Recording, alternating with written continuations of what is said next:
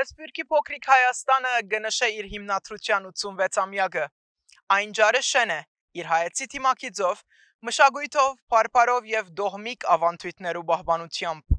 Ավելի քան 8 տասնամյակ առաջ Մուսա Լերան հերոսամարտի քաչերը եւ անոնց ժառանգորդները հիմնեցին այն ջարը, որ դարձավ հայ ժողովրդի հավատքի, գամքի, բայկարի եւ ինքնության յուրահատուկ խորհրդանիշ։ Այն ջարը կարելի է համարել Մուսա Լերան շարունակությունը հանդիսացող շուրջ 1200 բնակարանով եւ շուրջ 3000 բնակիչներով միակ զուտ հայկական գյուղը Սփյուռքի մեջ։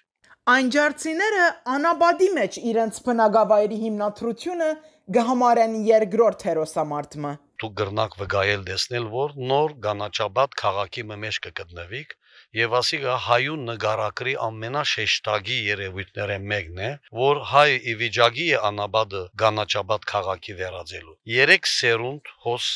աշխատեցան, ապրեցան, մահացան, որ այսօր անջարը այս դեսքը ստանա։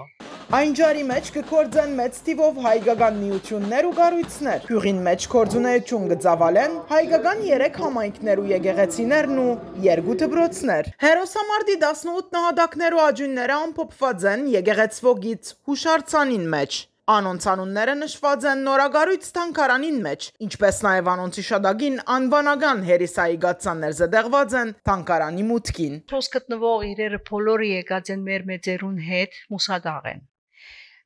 Եվ ժողովուրդեն հավաքված են եւ մինչեւ այսօր դակավին արարկաներ կուքամ մեզի ժողովուրդեն եւ մենք կցուցադրենք կդեղադրենք մեր թանգարանի մեջ։ Դումանյանի խոսքով թանգարան գայցել են արդերգիր բնագող անջարցիները, արաբները, ինչպես նաև օդարերյա սպոսարշրջիկները։ Շուրջ 3000 բնակչություն ունեցող այն ջարի մեջ ամենօրյա ռեժիմով հայկականաց բնակավայրին խնդիրներ ու լուծմամբ եւ դարբեր նախագիծերու իրականացմամբ կսպաղին առողջապահական, դաստիարակչական, թադական, էլեկտրականության, ըմբելի ջուրի, ոռոգման, մարզական եւ այլ հանձնախումբեր։ Քաղաքապետի խոսքով անոնք կգործեն նույն նախարարություններու սկզբունքով։ Բավական ապահով է գյուղին վիճակը, որովհետև քաղաքապետության ոստիկանները 24 ժամվա վրա հսկողության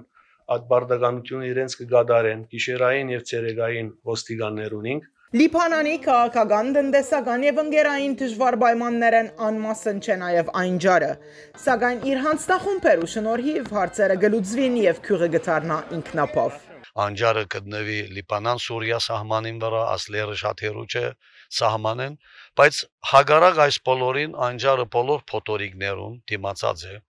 եւ հույս ունեմ, որ նաեւ աբակայի փոթորիկներուն համար գանկուն է ինչպես Մուսալեր։ Հայկական այն ջարը գանկուն է մինչև օրս, շնորհիվ սիրո եւ բայկարի, սեր, ինքնության, մշակույթի եւ լեզվի հանդեպ, բայկար հող բահելու։ Փաթիլ Մգրդիչյան, Լուրեր, Լիբանան։